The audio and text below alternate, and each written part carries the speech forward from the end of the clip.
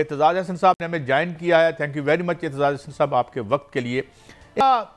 Milestone है, आप कैसे देखते हैं कि अब क्या इलेक्शन कमीशन फिर फरीक बन के जाएगा? अकबर बाबर साहब तो तशरीफ ले ही जाएंगे, आप बल्ले का मुस्तकबिल क्या देख रहे हैं पीटीआई के हवाले से, जनाब एतजाज हसन साहब?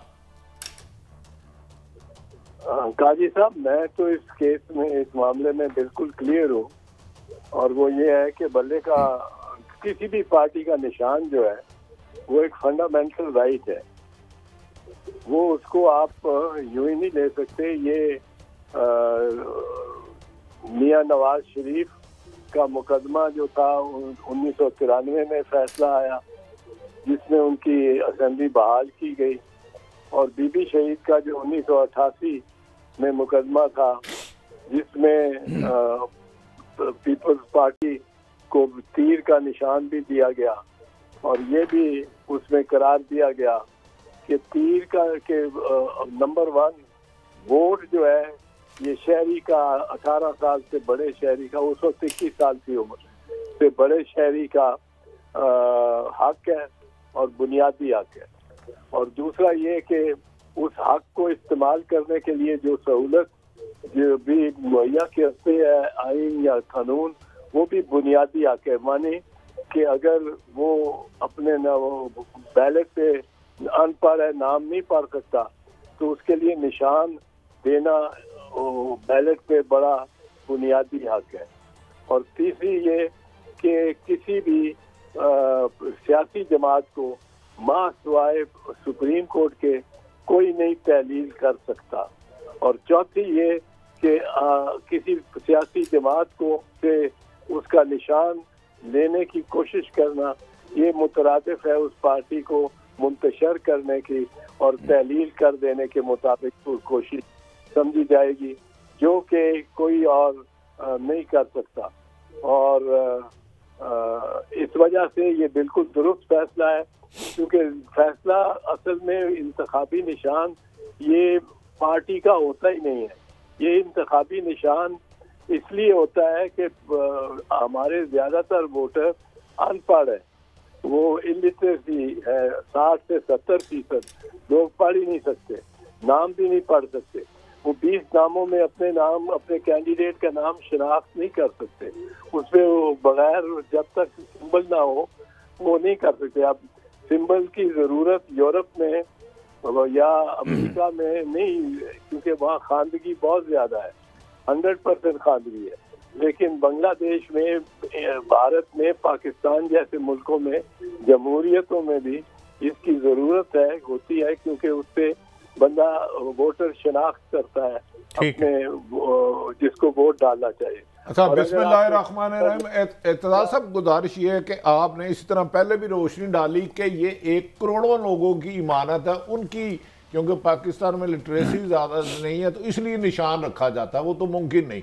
अब इलेक्शन कमीशन के बहुत सारे फैसले मुतनाज़ा हो चुके हैं। फॉरेन फंडिंग में वो एक जमात को टारगेट करते हैं, इलेक्शन कमीशन के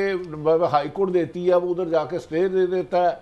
तकरीबन एक ही जमात के, चलो हम जमात का नाम लें, 90% कागजात छीने जाते हैं, पुलिस छीनती है, इसी डीसी नहीं मानते, और अब फिर उन्होंने निशान छीना, तो अब इस्लामाबाद पेशावर हाईकोर्ट को 2 फैसले दिए। इससे क्या इलेक्शन कमीशन की क्रेडिबिलिटी थोड़ी सी क्वेश्चन मार्क नहीं आ जाता कि क्यों एक जमात को टारगेट कर रहे हैं जिसे सुपीरियर कोर्ट जाके फिर ख़त्म करती हैं उन फैसलों को? इलेक्शन कमीशन ने जिस बर्बरियत के साथ इस दफा अपने इख्तियारात, बल्कि मुबैना इख्तियारात जो उन्होंने इस्तेमाल किए हैं और बेधड़क किए हैं, और जहाँ नहीं किए वहाँ नहीं किए। अब निगरान 90 दिन से कहीं ज्यादा चल रहे हैं। ये इलेक्शन कमीशन का 218 आर्टिकल 218 और 224 के तहत ड्यूटी है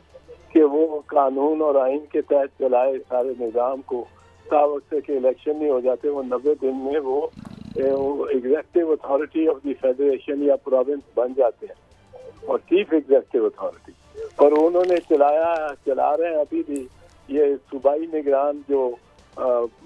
खासकर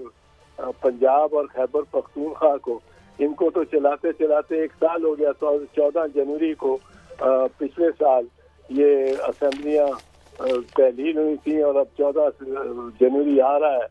और ये सारा जो काम है ये सिर्फ इसलिए इलेक्शन कमीशन ने किया है कि आइन को जाए जो मर्जी हो, हमने एक जमात को उसको सरनगू करना ही करना है। अब ये सब जमातों के लिए ज़रूरी है कि इस मामले में कुछ इत्तेफाक दिखाएं, क्योंकि अगर निशान अगर ये इलेक्शन कमीशन का और कमिश्नर का ये मौक़िफ़ समझ लिया जाए कि दुरुस्त है कि निशान वो ले सकते हैं और ये एक बुनियादी हक नहीं है, फंडामेंटल राइट, इसको देने के लिए उनको आइन में तरमीम करनी पड़ती हो, पर ये अगर इसको तस्लीम कर लिया जाए तो सारी जमातें बिल्कुल बेबस हो जाएंगी इलेक्शन कमीशन के सामने, और इलेक्शन कमीशन जहाँ हाँक के लेके जाना चाहे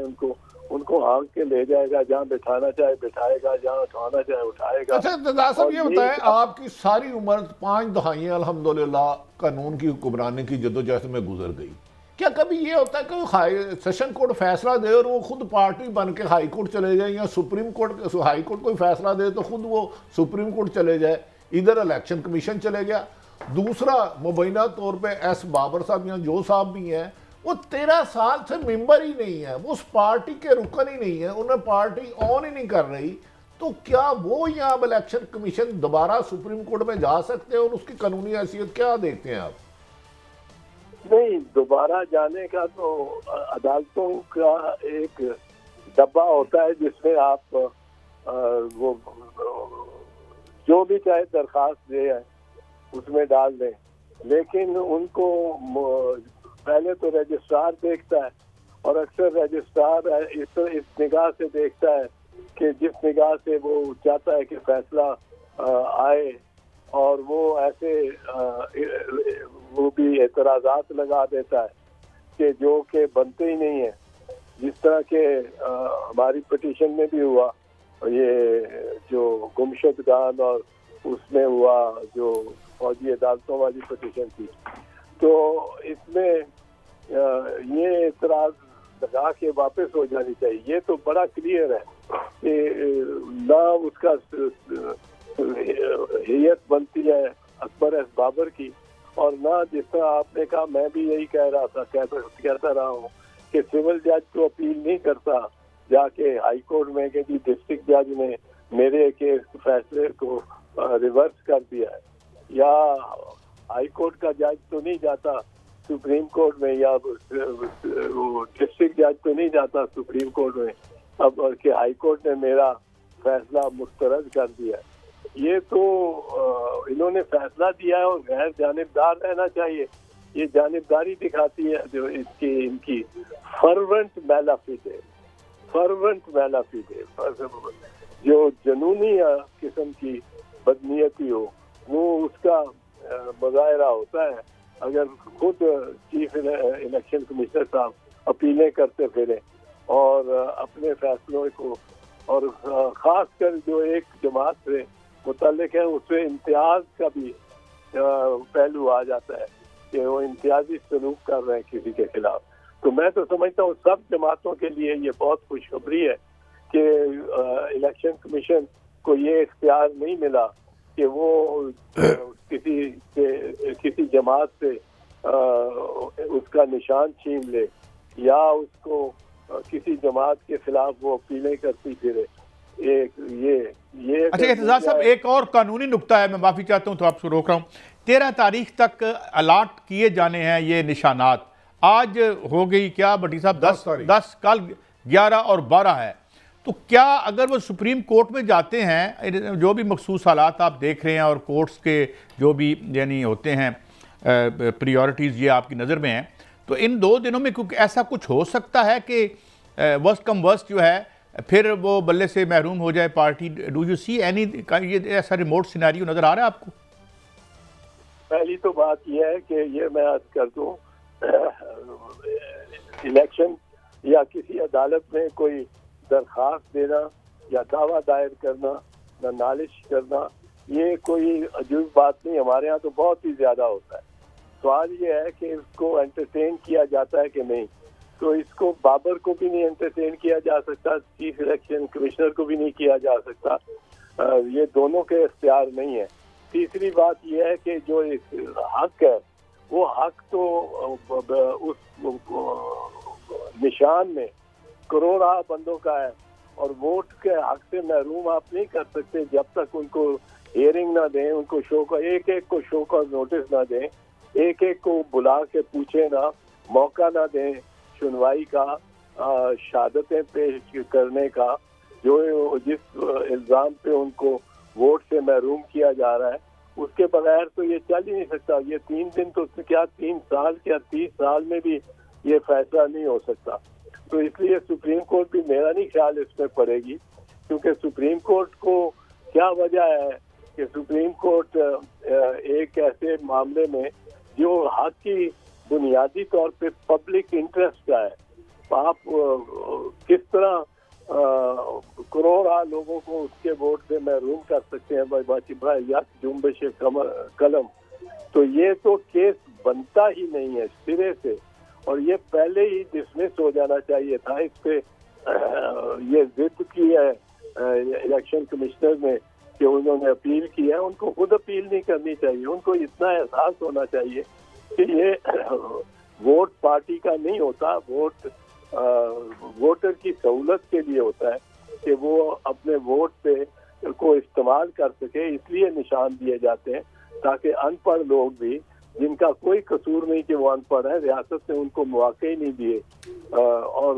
5 साल बाद एक पर्ची मिलती है उनको कि जाके वो अपने कोई राय का इस्तेमाल कर सके।